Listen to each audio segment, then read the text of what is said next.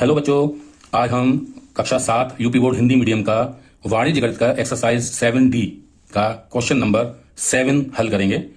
इस क्वेश्चन में दिया है कि एक दूध वाले ने अपनी 2 गायों को 20,000 रुपए में प्रति गाय की दर से बेचा। तो इसका मतलब यह हुआ कि उसने दोनों गायों को अलग अलग 20-20 हजार में बेचा। ठीक है, एक गाय पर उसे 5% लाभ और दूसरी गाय पर 10% हानि हुई। यानी पहली गाय को 20,000 में बेचने पर तो उसको फायदा हुआ, 5% का लाभ हुआ, और दूसरी गाय को 20,000 रुपए में बेचने पर उसको नुकसान हुआ, हानि हुई 10% की। अब इस सौदे में उसका कुल लाभ या कुल हानि बताइए। तो अब उसको टोटल मिला के इस पूरे दोनों गायों को बेचने के बाद उसको कुल नुकसान हुआ या कुल फायदा हुआ, वो हमें पता करना है। तो यहां हमको 2 गायों के बारे में अलग अलग निकालना होगा। उनका क्रय मूल्य हमको नहीं पता, यानी कितने में वो खरीदी गई थी। ठीक है, तो हम दोनों गायों का क्रय मूल्य निकालेंगे। तो यहां पहले हमको दिया गया है क्या क्या। अब 2 गाय हैं तो हम दोनों को अलग अलग लेंगे। ठीक है, पहली गाय यहां लिख लेते हैं, पहली गाय, और यहां लिख लेते हैं दूसरी गाय। ठीक है, यहां तक कोई समस्या नहीं होगी आपको, क्योंकि दोनों के बारे में अलग अलग बोल रहा है। एक पे नुकसान हुआ और एक पे फायदा हुआ, तो दोनों के बारे में अलग अलग निकालते हैं। तो पहली गाय में हमको क्या दिया है, हमने बताया था कि हमको हमेशा पहले जो दिया हुआ है वो लिखते हैं कि हमको विक्रय मूल्य दिया है दोनों गायों का। ठीक है, तो पहली गाय का विक्रय मूल्य क्या दिया हुआ है, पहली गाय का जो विक्रय मूल्य है वो दिया हुआ है 20,000 रुपए। ऐसे ही दूसरी गाय का भी विक्रय मूल्य दिया हुआ है, वो दिया हुआ है कितना, 20,000 रुपए। ठीक है, तो जो जानकारी दी हुई है वो हम लिख लिया। पहली गाय पर उसको लाभ हुआ है कितना, लाभ कितने प्रतिशत का हुआ है, लाभ हुआ है 5% का। और दूसरी गाय पर उसको नुकसान यानी हानि हुई है, वो कितने की हुई है, हानि हुई है उसको 10% की। ये दोनों जानकारियां हमारे पास हैं। अब हमको अगर कुल मिला के नुकसान हुआ, ये तो पता है कि कुल मिला के उसको 20 और 20 40 हजार में उसने बेची हैं। तो अगर हमको खरीदी कितने में थी दोनों गायें, उनको पता लग जाए तो हम उन दोनों को जोड़ देंगे। इस गाय को कितने में खरीदा, इस गाय को कितने में खरीदा, उनको जोड़ दें तो हमको टोटल कितने में खरीदा कुल मिला के वो पता लग जाएगा। तो फिर हम पता कर सकते हैं कि भाई हमारे को हमने कम में खरीदा है और ज्यादा में बेचा है तो फायदा हो गया, और ज्यादा में खरीदा है कम में बेचा है तो नुकसान हो गया। तो इसके लिए हमको जानकारी होनी चाहिए दोनों गायों के क्रय मूल्य की। ठीक है, तो पहली गाय का क्रय मूल्य हमको निकालना है। तो क्रय मूल्य हम इसको 1 कर देते हैं। ठीक है, ये सारी चीजों को हम 1 कर देते हैं। ये पहली गाय से संबंधित जितनी चीजें हैं वो सारी चीजों को हम 1 कर देते हैं। दूसरी गाय से सारी संबंधित चीजों को ब्रैकेट में डालकर नंबर 2 कर देते हैं। और इसका भी हमको क्रय मूल्य निकालना है दूसरी गाय का, तो ये हमको निकालना है। ठीक है बच्चों, अब हम अब ये एक तरह से एक सवाल में 2 सवाल हैं, तो हम पहले इसको हल करेंगे, इसका क्रय मूल्य निकालने की कोशिश करते हैं, फिर उसी तरह से सेम हम इसको निकालेंगे। ठीक है, तो अब हम क्या करते हैं कि हमको क्रय मूल्य निकालना है। अब देखो लाभ हुआ है, तो हमने जितने में बेचा है उसमें से अगर हम लाभ को कम कर दें तो हमारा क्रय मूल्य आ जाएगा। वैसे तो फॉर्मूला इसका होता है लाभ बराबर क्या होता है, चूंकि लाभ जो होता है वो होता है जब विक्रय मूल्य ज्यादा हो, यानी ज्यादा में बेचा गया हो, विक्रय मूल्य माइनस क्रय मूल्य। तो लाभ जो आएगा आपका वो कितना आ जाएगा, विक्रय मूल्य, लाभ हमको पता नहीं है तो हम लाभ ही रखेंगे इसको।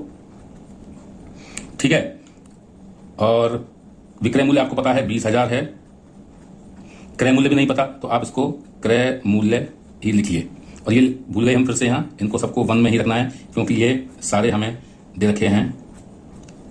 इस 1 है, ये भी 1 है। लाभ हमको दिया है प्रतिशत के रूप में, तो लाभ प्रतिशत में दिया हुआ है तो इसको भी हम निकाल लेते हैं। चूंकि लाभ प्रतिशत बराबर क्या होता है, लाभ बटे क्रय मूल्य गुणा 100 ये होता है। तो लाभ दिया है आपको 5%, लाभ आपको पता नहीं है। ठीक है, बटे क्रय मूल्य आपको ये भी नहीं पता है।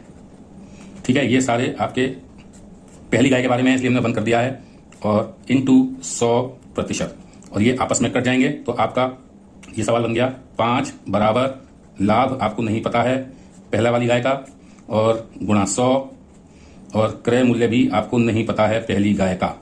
ठीक है, अब हम क्या करेंगे, लाभ को निकालेंगे तो अकेला करना है तो क्रय मूल्य को लेके जाएंगे, तो ये इधर भाग हो रहा है तो इधर क्या हो जाएगा, गुणा हो जाएगा। तो आपका तो लाभ आएगा पहली गाय का वो क्या आएगा, 5 गुणा क्रय मूल्य पहली गाय का, और ये गुणा हो रहा है। जब हम इसको इधर शिफ्ट करेंगे तो ये गुणा इधर भाग में आ जाएगा तो बटे में आ जाएगा कितना, 100।